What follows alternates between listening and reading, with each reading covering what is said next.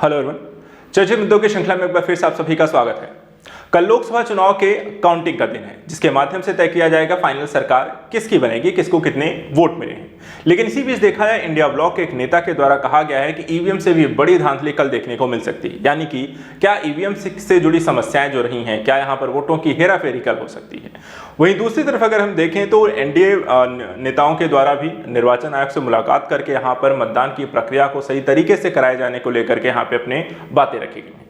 आज हम यहाँ पर इसी मुद्दे को थोड़ा समझने का प्रयास करेंगे कि आखिर मतदान की प्रक्रिया क्या है, इससे जुड़े नियम क्या हैं और किसी तरीके के वोटों की हेराफेरी की जा सकती है या नहीं।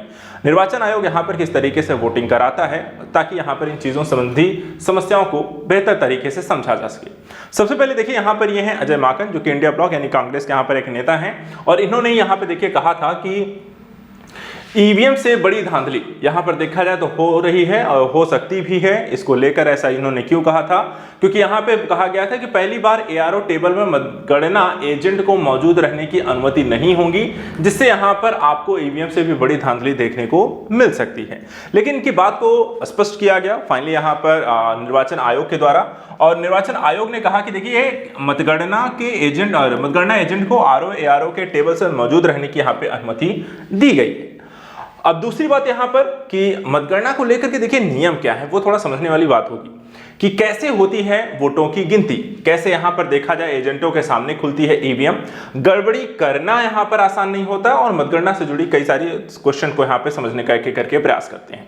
पहला सवाल यहाँ पर देखा जाए कि मतगणना को लेकर के वोटों की गिनती कहाँ होती है और इसको यहाँ पे कौन करवाता है। तो लोकसभा चुनाव में अगर हम देखें, लोकसभा क्षेत्र होते हैं में चुनाव कराने वोटों की गिनती की जो जिम्मेदारी होती है वो एक रिटर्निंग ऑफिसर यानी कि आरओ की होती है। राज्य सरकार की सलाह पर इलेक्शन कमीशन हर लोकसभा क्षेत्र में एक रिटर्निंग ऑफिसर यहां पर नियुक्त करता है। यह एक सरकारी अधिकारी होता है। लोकसभा चुनाव में जिलाधिकारी को ही आरओ यहां पर बनाया जाता है। हर लोकसभा क्षेत्र के आरओ के मतगणना के लिए सही जगह पे चुनते हैं और तारीख यहाँ पे इलेक्शन कमीशन तय करता है। तो इस तरीके से यहाँ पर देखा जाए तो आरओ इलेक्शन कमीशन मिलकर के डेट फाइनल करते हैं और वहां पर मौजूद होकर के इसकी मतगणना कराते हैं। दूसरा सवाल, मतगणना कब शुरू होती है और कितना समय लेकर। तो देखिए मोस्टली जो मतगणना आपको शुरू होती है 8 बजे से यहाँ पे शुरू होती है, 9 बजे तक यहाँ पर उसके रुझान आना शुरू हो जाते हैं, जो कि कल हमें यहाँ पर देखने को मिलेगा। तो वोटों की गिनती देखा जाए इलेक्शन कमीशन के मुताबिक 8 बजे शुरू होती है। विशेष परिस्थिति में यहाँ पे समय बदलाव कर सकते हैं, जो कि रिटर्निंग ऑफिसर यहाँ पे तय करता है। इसके अलावा सबसे पहले देखा है तो बैलेट पेपर और ईटीपीबीएस यानी कि electronic transmitted postal ballot system के जरिए यहाँ पर वोटों की गिनती की जाती है। और उसके बाद यहाँ पर सरकारी कर्मचारी यहाँ पर वोट गिनते हैं। इसके बाद सर्विस वोटर में सैनिक, चुनाव ड्यूटी में तैनात कर्मचारी, देश के बाहर का सरकारी अधिकारी, प्रिवेंटिव डिटेंशन में रहने वाले लोग, इस प्रक्रिया में आधे घंटे का समय लगता है। इन लोगों के वोटों की गिनती यहाँ पर की जाती है। इसके बाद 8:30 बजे के बाद सभी टेबलों पर फिर एक बार आपको एटीएम खोली जाती है। एटीएम यहाँ पर ओपन होती है और उससे यहाँ पर आपको गिनती काउंटिंग आपको शुरू हो जाती है 8:30 बजे तक। मतगणना केंद्र पर मौजूद रिटर्निंग ऑफिसर यानी आरओ प्रत्येक राउंड की गिनती के बाद यहाँ पर देखा जाए तो रिजल्ट बताते हैं, और इससे चुनाव आयोग की वेबसाइट पर आपको लगातार अपडेट किया जाएगा, जैसा कल देखने को मिलेगा। मतों की गिनती का पहला जो रुझान आपको देखने को मिल सकता है वो 9 बजे से यानी कि 1 घंटे बाद आना शुरू हो जाएगा। चुनाव आयोग के मुताबिक एक चीज और यहाँ पे ध्यान दीजिए कि ईवीएम में वोटों की जो गिनती होती है, अंतिम राउंड जब लास्ट के 2 राउंड यहाँ पर बचेंगे, तब निर्वाचन क्षेत्र के सभी डाक मतपत्र पहले गिने जा चुके होंगे। और साफ है ईवीएम वोटों की गिनती में लगने वाला समय वास्तव में इस पर निर्भर करता है कि मैनुअली डाक मतपत्रों को गिनने में कितना समय आपको लगता है। तो इस तरीके से जो प्रक्रिया है वो आपको मतगणना के समय इस तरीके से आपको मतगणना आपको की जाती है। क्या मतगणना का कोई भी सरकारी प्रोटोकॉल होता है कि यहाँ पे मतगणना कैसे की जाएगी, इसको लेकर के? तो देखिए यहाँ पे क्या नियम है इसको लेकर के। रिप्रेजेंटेशन ऑफ पीपल्स एक्ट 1951 के सेक्शन 128 और सेक्शन 129, इसमें कहा गया है कि मतगणना से जुड़ी जानकारी को गुप्त रखना सबसे ज्यादा जरूरी होता है। मतगणना से पहले कौन किस अधिकारी कौन से निर्वाचन क्षेत्र में कितने नंबर के टेबल पर गिनती करेंगे, ये सारी जानकारी यहाँ पर नहीं बनाई जाती है, ताकि यहाँ पर किसी प्रकार की धांधली न की जा सके। सुबह 5 से 6 बजे सभी अधिकारी जो होते हैं मतगणना केंद्रों पर पहुंचते हैं, और बाद में जिले के मुख्य निर्वाचन अधिकारी मतगणना केंद्र के रिटर्निंग ऑफिसर जो होते हैं वो रैंडम तरीके से सुपरवाइजर कर्मचारी को हॉल नंबर और टेबल यहाँ पर अलॉट कर देते हैं, ताकि पहले से ही किसी को किसी भी कहाँ जाना है, किस टेबल पे बैठना है, किस आपको विधानसभा में काउंटिंग करानी है, वो आपको पता ही ना चले। इसके बाद किसी एक मतगणना हॉल में काउंटिंग के लिए देखा है, एक टेबल सेट की जाती है। टेबल का यहाँ पर प्रारूप भी आप देख सकते हैं। करीब 14 टेबल सेट होती हैं और एक टेबल जो होता है रिटर्निंग अधिकारी के लिए यहाँ पे लगी होती है। तो यहाँ पर आप देख सकते हैं ये जो टेबल है यहाँ से लेकर के आपको ये सभी यहाँ पे 14 टेबल हैं जो कि आपको लगाई जाती हैं दोनों साइड से, 7 यहाँ से लेकर के आपको इस राउंड तक और 7 यहाँ से लेकर इस राउंड तक। इसके अलावा विशेष परिस्थिति मुख्य निर्वाचन अधिकारी के आदेश पर टेबल की संख्या बढ़ाई भी जाती है। मध्य प्रदेश के चुनाव आयोग में इंदौर में यहाँ पे काउंटिंग के लिए करीब 21 टेबल भी इस तरह से लगाई जा चुकी हैं।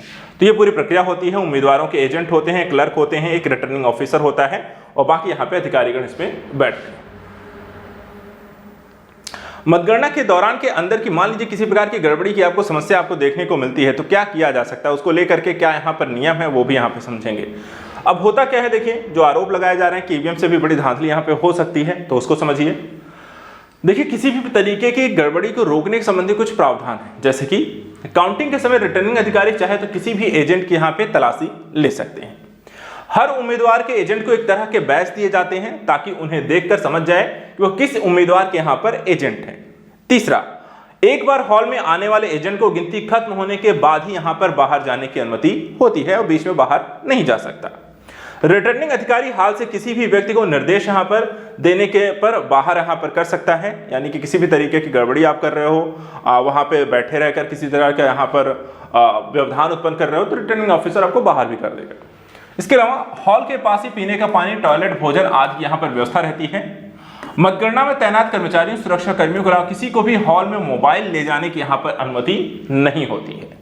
इसके अलावा हाल में मौजूद पर्यवेक्षक अधिकारी हर राउंड की गिनती के बाद रैंडम किसी 2 टेबल को सेलेक्ट करके दोनों टेबल के वोटों को मिलान यहाँ पर कर सकता है। साथ ही जब रिजल्ट का सही से मिलान हो जाता है तभी उसे इस तरह के वेबसाइट पर अपलोड किया जाता है। तो इस तरीके से पूरी प्रक्रिया जो है अपनाई जाती है ताकि मतगणना के दौरान हाल के अंदर किसी प्रकार की गड़बड़ी उत्पन्न ना की जा सके। इसके बावजूद मान लेते हैं कि मतगणना के क्षेत्र के आसपास कुछ आपको गड़बड़ी दिखती है, तो ऐसी स्थिति में क्या किया जा सकता है वो भी यहाँ पे समझ लीजिए। देखिए पूर्व मुख्य चुनाव आयुक्त एसवाई कुरैशी के मुताबिक अगर मतगणना क्षेत्र में यानी 50 मीटर के अंदर 4 तरीके की परिस्थितियां दिखती हैं तो आपको तुरंत यहां पे रिटर्निंग ऑफिसर से शिकायत करनी चाहिए। किस तरह की परिस्थितियां? पहला, अगर कोई व्यक्ति मतगणना क्षेत्र में घुसने की कोशिश कर रहा है या फिर घुस जाता है। मतगणना क्षेत्र के आसपास अगर किसी क्षेत्र की किसी व्यक्ति की यहाँ पर एक्टिविटी आपको लगातार देखने को मिल रही है। अगर किसी व्यक्ति के पास अपने कोई हथियार यहाँ पर देखा है और रिजल्ट से खुश नहीं है और आपको लग रहा है कि यहाँ पर इलेक्ट्रॉनिक वोटिंग मशीन यानी कि ईवीएम में किसी प्रकार की गड़बड़ है, तो ऐसी स्थिति में आप यहाँ पर शिकायत आपको कर सकते हैं। कुछ भी दिखता है आप रिटर्निंग ऑफिसर को शिकायत कर सकते हैं। इसके अलावा अगर मान लीजिए हो सकता है कि रिटर्निंग ऑफिसर आपकी बात ना सुने, ठीक है, तो ऐसी स्थिति में क्या कर सकते हैं, मतगणना के दिन किसी भी तरह की गड़बड़ी की शिकायत आप मान लीजिए मौजूदा जो रिटर्निंग ऑफिसर है उससे करने जाते हैं और वो शिकायत आपकी यहाँ पर नहीं लेते हैं, तो जिला निर्वाचन अधिकारी के पास फोन करके लिखित, फैक्स या ईमेल से शिकायत यहाँ पर कर सकते हैं। ठीक है, तो ये प्रक्रिया। इसके बाद चुनाव आयोग से सीधे तौर पर शिकायत कर सकते हैं। शिकायत के लिए दिल्ली स्थित इलेक्शन कमीशन ऑफिस में कंट्रोल रूम भी यहाँ पर बना है जहां पर आप डायरेक्ट आपको शिकायत कर सकते हैं, यानी कि पहले रिटर्निंग ऑफिसर को और उसके बाद यहाँ पर कोई नहीं सुन रहा है तो जिले के निर्वाचन अधिकारी को, और या फिर डायरेक्ट आप यहाँ पे चुनाव आयोग को आप ईमेल, फैक्स यानी कि इसके माध्यम से शिकायत कर सकते हैं। उसको लेकर के देखिए एक नंबर भी यहाँ पर आपको जारी किया जाता है जिसके माध्यम से आप ये शिकायत करेंगे कहाँ, वो नंबर आप देख सकते हैं। इसमें टोल फ्री नंबर यहाँ पे आपको एक दिया गया है 1811 111 950 या 1950 पे ईमेल आईडी और फैक्स नंबर है। आपको कहीं भी कोई भी दिक्कत होती है आप इनमें से किसी भी माध्यम से यहाँ पे शिकायत कर सकते हैं। लास्ट चीज, क्या इन बातों की शिकायत कुछ दिन के बाद भी हो सकती है? ऐसा है कि आपने देखा तो लेकिन आप सोचते रह गए, नहीं किया आज कि चलो फाइनल यहाँ पर वोटिंग देख लेते हैं उसके बाद अगले दिन यहाँ पे कर देंगे, तो देखिए ऐसा नहीं है। आप अगले दिन यहाँ पे कोई शिकायत यहाँ पे नहीं होती है, शिकायत फौरन की जानी चाहिए। आपको जैसे ही कोई गड़बड़ी यहाँ पर आपको दिखाई देती है, आशंका है, ऑन द स्पॉट यहाँ पर बताएं, देर करने का यहाँ पर कोई भी मतलब नहीं होता है। चुनाव आयोग ने इसके लिए 24 घंटे के अंदर यहाँ पर वक्त तय किया है, उसके पहले आप शिकायत करें।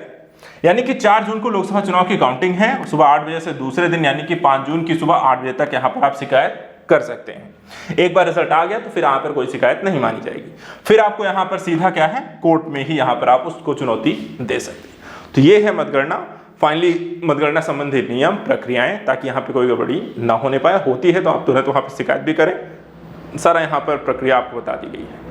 कल का दिन देखा जाएगा फाइनली यहाँ पर सरकार किसकी बनती है। मतगणना के दिन यहाँ पर किस तरीके की यहाँ पे मतगणना होती है। फिलहाल आज के लिए इतना ही। आज लगातार हम ऐसे ही कुछ इंपॉर्टेंट न्यूज़ को लेकर डिस्कस करते रहेंगे। Thank you so much and good luck.